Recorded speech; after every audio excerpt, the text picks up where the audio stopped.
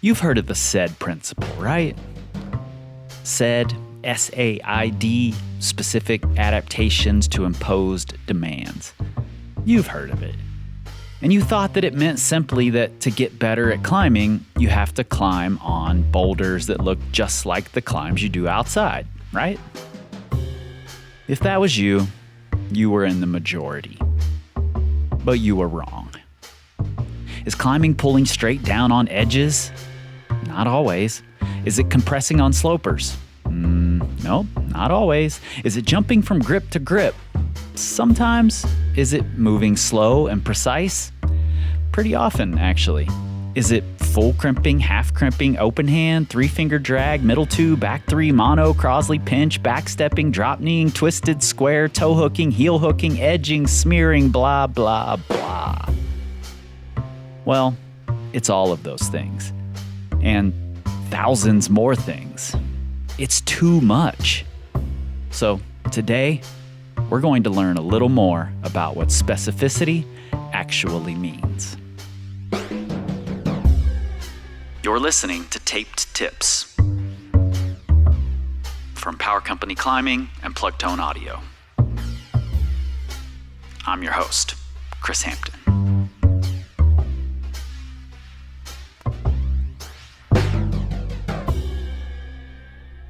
See, what climbing looks like is almost never the same from area to area, day to day, climb to climb, move to move, or grip to grip. It just isn't. Still, we think we know exactly what it looks like. We've zeroed in on the details.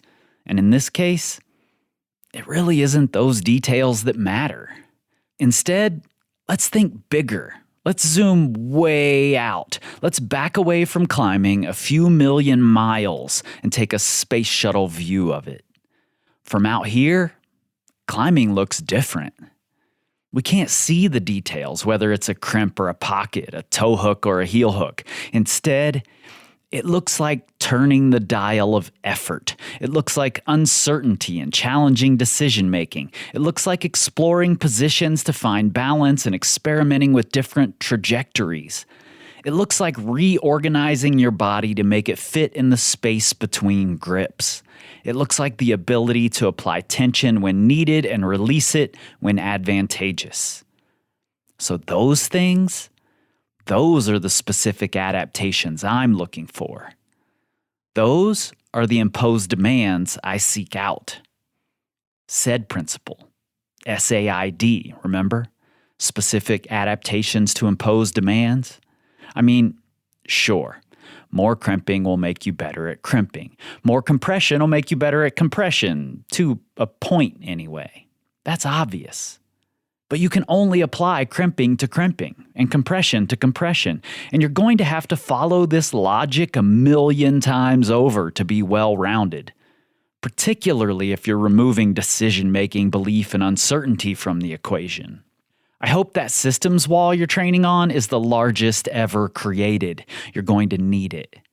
And you'll get pretty good at it, at that specific systems wall, but probably not much else.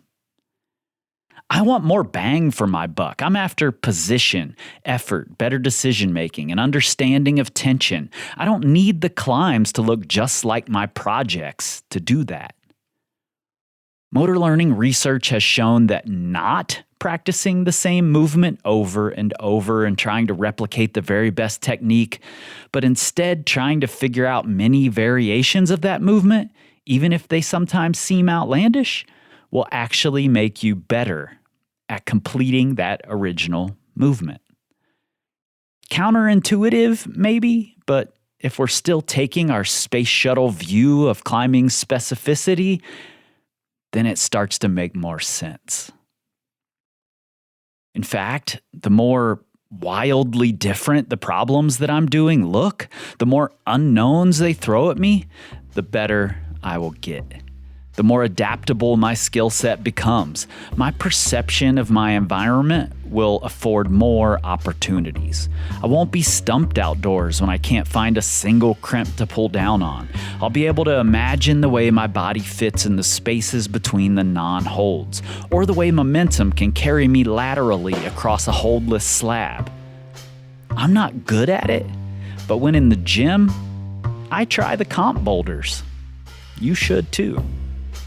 Yeah, I said what I said.